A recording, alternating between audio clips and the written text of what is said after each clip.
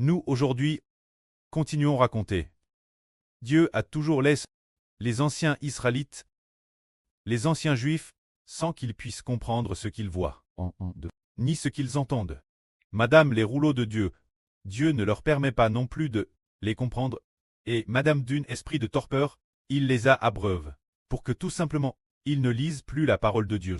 Alors cela veut-il dire que Dieu a vraiment abandonné son propre peuple, rejet son propre peuple, ne voulant plus battre son propre peuple, ne plus leur faire miséricorde? Non. Ce n'est qu'après un certain événement que Dieu a commencé à vouloir battre son peuple, voulant que le peuple de Dieu marche sur la voie de Jéhovah. Le Précleste a d'abord fait ainsi. Son peuple a abandonné Dieu.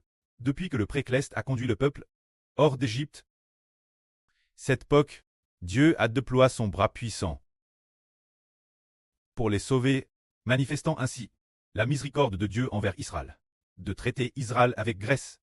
Cette œuvre grande et merveilleuse. Mais une fois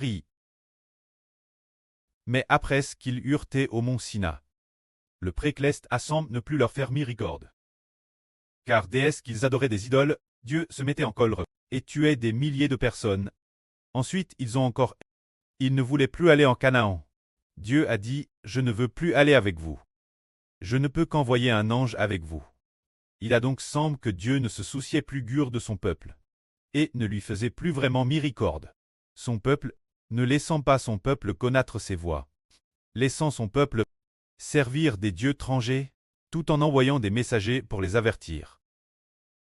Mais aucun de ses enfants, personne ne pouvait marcher dans les voies de Dieu. Mais après cet événement, Dieu a comment faire miséricorde. Quel est cet événement? Chez le prophète Saé, au chapitre 40, Dieu dit ceci. Votre Dieu dit, consolez. Consolez mon peuple. Parlez au cœur de Jérusalem. Dites-lui des paroles de réconfort. Écris-lui que son temps de souffrance est accompli, que son iniquité est expiée, qu'elle a reçu pour tous ses péchés, a digéré de la main de Jéhovah, un sentiment trop lourd. C'est dire que Dieu, en raison de ce moment-tel, laissant Jérusalem, a fait subir l'ancien Israël une TRS punition. Eux ont en manque captif. Babylone, le temple a été détruit. Jérusalem a été détruite et brûlée. Ces souffrances, après qu'elles soient toutes passent. Après encore quelques cycles passent. Après que cette souffrance fut passe, ils sont retournés dans leur patrie. Les Judains sont rentrés chez eux, puis quelques cycles plus tard, la prophétie disait ainsi. Une voix crie. Préparez au désert le chemin de Jéhovah. Aplanissez, dans la steppe, aplanissez le chemin de notre Dieu. Toute vale sera comble, toute montagne et toute colline seront abaisse. Les coteaux se changeront en plaine, et les passages escarpes en vallons. La gloire de Jéhovah sera Hervel, et toute chair la verra ensemble, car la bouche de Jéhovah la part. C'est dire que Israël ne trouvait plus le chemin de Dieu, Madame Mose ne trouvait pas la voie de Dieu. Alors, ce moment-tel, après ce qu'Israël a traversé de nombreuses souffrances, il a été prophétisé qu'une prophète qui préparerait la voie de Jéhovah et aplanirait ses sentiers. Ce prophète était Jean le Baptiste. Jean le Baptiste, après sa venue au monde, commence alors à dire pour que les gens marchent dans la voie de Jéhovah. Depuis que Dieu a appelé Abraham jusqu'à Jean le Baptiste, pendant cette période de plus de 1000 ans, Jéhovah n'a toujours pas permis au royaume d'Israël de marcher dans les voies de Jéhovah. Il semblait les abandonner leur idolâtrie, et Jéhovah ne les a pas non plus guidés comme un berger, ne les a pas laissés marcher sur le chemin de la vie. Mais alors, Jean le Baptiste est apparu. Ce moment-tel, il y a encore cette parole qui dit, une voix dit, crie. Et il demande, que crierai-je? Toute chair est comme l'herbe, toute leur beau est comme la fleur des champs. L'herbe la fleur tombe quand le souffle de Jéhovah souffle sur elle. Certes, le peuple est comme l'herbe la fleur tombe, mais la parole de notre Dieu subsiste éternellement. C'est-à-dire que Dieu dit, ce peuple, ils sont tous comme l'herbe et les fleurs. Ils vont se flétrir, ils vont mourir. Ils ont tous adoré de nombreuses idoles, et ils ne trouvent pas le chemin de Dieu. Malgré tous leurs efforts, personne ne le trouve. Alors, Dieu dit encore, mais la parole de notre Dieu subsiste éternellement. Alors, quelle est cette parole qui subsiste éternellement? C'est seulement l'évangile, Jésus-Christ. Croire en Jésus-Christ. Croire en cette parole de l'évangile, qui subsiste éternellement.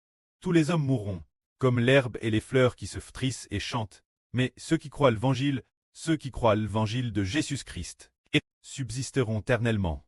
Quand, le prophète de l'Antiquité, les paroles d'Ésaïe, Dieu qui se cache grandement, rendant impossible la compréhension, disent, seule la parole de notre Dieu subsiste éternellement. Quelle est cette parole ici? L'apôtre Paul dit, cette parole est l'évangile, c'est-à-dire que tous les hommes mourront, se flétrissant comme l'herbe et les fleurs.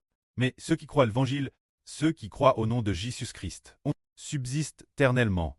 Ainsi, ce moment tel, Jéhovah a commencé à guider son peuple comme un berger. Quand son fils est venu au monde comme un homme, nous disons, Pâtre, certainement, qu'est-ce que Dieu va utiliser pour guider son peuple? Sous l'Ancien Testament, Dieu utilisait la loi pour guider son peuple. Ils n'ont pas du tout eu l'eau de la vie, ni d'herbe verte manger, pas d'eau boire, mais lorsqu'une personne, le Seigneur Jésus appelle l'Évangile, est venu au monde comme un homme, Dieu a aussi eu la gloire, travers le Seigneur, a arraché tous les péchas du peuple de Dieu. Après cela, ce moment tel, certains ont comment recevoir le pâturage de Jéhovah. Partir de ce moment, qu'est-ce que Jéhovah utilise pour guider, venu par son Fils, le pâturage de l'Esprit de Dieu, pour donner la vie aux hommes. Sinon, comme Dieu l'a dit, ce peuple est comme l'herbe, et comme la fleur des champs, l'herbe che. La fleur tombe, car le souffle de Jéhovah souffle dessus. Car Dieu traite tout le monde avec fureur, faisant que tous vieillissent et meurent. Et durant leur vie, n'ont aucune espérance, mais jusqu'à ce qu'un fils vienne au monde en tant qu'homme. Et après qu'il apporte les péchas du peuple, apaisant la colère de Dieu, apaisant le chef des armes, la fureur de Jéhovah. Alors, ce moment tel, Dieu a commencé à battre son peuple, quand le Seigneur Christ est venu au monde, pour les péchas des hommes, après avoir été crucifié, le pré allait par l'Esprit du Seigneur Christ. L'Esprit du pré allait travers le Seigneur Christ, entrer dans tous ceux qui veulent croire en la parole de Jéhovah, entrer en ceux qui croient en Jésus-Christ, et en son évangile, pour que tous ceux qui croient en Jésus-Christ soient paissés par Dieu. Et Jéhovah allait lui-même les pâtre, car les brebis que Jéhovah pâtre ne mourront jamais. Les brebis que Jéhovah pâtre n'auront jamais faim, ni soif. Oui, c'est ce moment tel que Dieu a commencé à pâtre son peuple. Mais, avant que le Seigneur Jésus-Christ ne vienne, Dieu n'avait pas vraiment paix son propre peuple. Si c'était le cas, ceux que Jéhovah pâtre, pourquoi? L'homme n'a pas eu la vie. Pourquoi? L'homme n'a pas encore eu le Saint-Esprit. Avant que le Seigneur Jésus-Christ ne soit crucifié, on peut dire, Dieu ne les a pas nourris de la vie, qu'il a tout au plus envoyé des prophètes pour les avertir de revenir lui. Pour les avertir de revenir lui, c'est tout. Mais, une fois que le Seigneur Jésus est venu au monde en tant qu'homme, Jéhovah Dieu se haintait plus par la loi qu'il les paissait, mais c'était par le Saint-Esprit qu'il les nourrissait, pour que son peuple soit nourri, pour donner son peuple la vie dans l'esprit. Et rassasier, c'est un peu comme les anciens Israélites, chacun était comme un arbre d'èche dans le désert. Quand le Seigneur Christ est venu au monde et a été crucifié, le pré a fait que l'arbre d'èche soit arrosé par l'eau de la vie, devenant vert et vigoureux, et de plus, il grandit vigoureusement, portant des fruits abondants.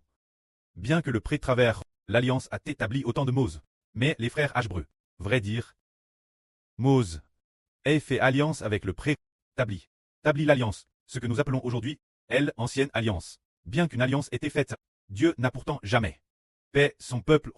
Son peuple tait en apparence, appelle sous le nom de Dieu. Mais Jéhovah n'a jamais permis aucun de ses enfants, aux personnages de l'Ancien Testament, avant que le Seigneur Christ ne soit crucifié, et établisse la nouvelle alliance. Jéhovah Dieu n'a pas utilisé le Saint-Esprit pour nourrir qui que ce soit. Madame Mose, Jéhovah, notre précleste, n'a pas non plus utilisé son esprit pour donner Mose une vie de l'esprit. Mais ensuite, par la suite, le Fils du pré, le Seigneur Christ est venu au monde et a établi la nouvelle alliance. Alors, qui Dieu va-t-il nourrir? Il va nourrir ceux de la nouvelle alliance, les enfants de l'Israël spirituel. Bien que de l'Israël spirituel, le frère Ashbert, avant Madame qu'il ne soit N, aucun NT encore N, au premier cycle, il y avait déjà des enfants, devenir les descendants de l'Israël spirituel. Par exemple, Pierre et ses apôtres, ils allaient tous devenir les enfants de l'Israël spirituel. Car le pré est le Dieu de l'Israël spirituel. Ceux qu'il veut nourrir, qui il veut donner la vie, ce sont ceux de l'Israël spirituel. L'Israël de l'ancienne alliance n'était qu'une préfiguration. Le royaume d'Israël de l'ancienne alliance n'était aussi qu'une préfiguration du futur royaume d'Israël de la nouvelle alliance. Alors, les deux tables de l'alliance du royaume d'Israël, les deux tables de l'alliance dans l'arche, n'avaient pas non plus de vie. Il n'y avait pas de vie pour les pâtres, elles ne servaient que. Il y a 10 lignes de texte, 10 commandements, enseigner le peuple. Mais elles ne nourrissaient pas avec le Saint-Esprit de l'eau de la vie. C'est parce que le précleste, avant la fondation du monde, avait déjà prédestiné qu'il donnerait ses enfants, ceux qui reçoivent la vie éternelle. Il les donnerait. Ashbert appelle l'Israël de la nouvelle alliance. Alors, pour ce Fils, il a envoyé notre pré, le Seigneur Jésus-Christ, venu dans le monde en tant qu'homme, avant que les frères d'Ashbert ne soient tous NS. Il y a 2000 ans, le Seigneur Christ est venu dans le monde en tant qu'homme. Le moment venu, il a été crucifié. Ainsi, après avoir été crucifié, il a utilisé l'eau de la vie pour nourrir, appelle, les enfants de l'Israël de Dieu. Ceux qui croient au nom de Jésus-Christ ont l'avenir attribué sous le nom de l'Israël spirituel. Quand ces enfants, le précleste Jéhovah a dit, ils sont les descendants de mon fils, les descendants de ce fils Ashbert. Dans 2000 ans, ils sont les descendants de mon enfant, ma descendance, mon peuple, les descendants de mon propre fils. C'est pourquoi, bien que mon fils ne soit pas encore N, je l'ai d'abord fait travers mon fils descendu du ciel, par la rédemption de la crucifixion, après la rédemption, et encore travers, assis la droite de mon trône. Ce fils, le fait de pâtre d'abord, jusqu'à ce qu'Ashbert soit N, celui qui est appelé l'Israël de la nouvelle alliance. Ce fils, après sa naissance, remet toutes les brebis entre ses mains, pour qu'il les nourrisse lui-même de mon esprit, et de l'esprit de mon fils unique, afin que les brebis gardent par Ashbert, et toute la vie éternelle. Ce moment-là, le peuple de Dieu a véritablement la nourriture de la vie. Dans l'Ancien Testament, a établi l'Ancien Testament. Personne n'avait eu la nourriture de la vie. Il ne faisait que comprendre la loi de Dieu. Puis, au temps des livres prophétiques, le prophète a prophétisé. Dieu veut que la résurrection de son peuple, pour que son peuple ne soit plus un arbre d'èche, et ne deviendront plus l'herbe verte qui se fleurira, et ne les laissera pas devenir des fleurs qui se fleuriront seulement, mais plutôt en les nourrissant de l'eau de la vie, pour qu'ils soient pour toujours et jamais verts et vigoureux, comme plant PRS de l'eau de la vie, comme l'arbre de vie. C'est cela, il faut attendre que le Rédempteur, Jésus-Christ, apparaisse. Alors, le pré a commencé à nourrir véritablement et pâtre son peuple, car son peuple, ses propres enfants, naissent de l'Esprit Saint. Mais qu'en est-il de ceux de l'Ancien Testament? N'étaient pas naissent de l'Esprit Saint. Eux tous n'étaient pas les propres enfants de Dieu. Il n'est pas encore Rachet, et n'est pas encore les propres enfants de Dieu. Alors puisque il n'est pas les propres enfants de Dieu, alors le précleste, alors temporairement pas besoin de les nourrir avec la vie, ne faisait que leur enseigner la loi, que la gloire soit auprès et au Seigneur. Amen.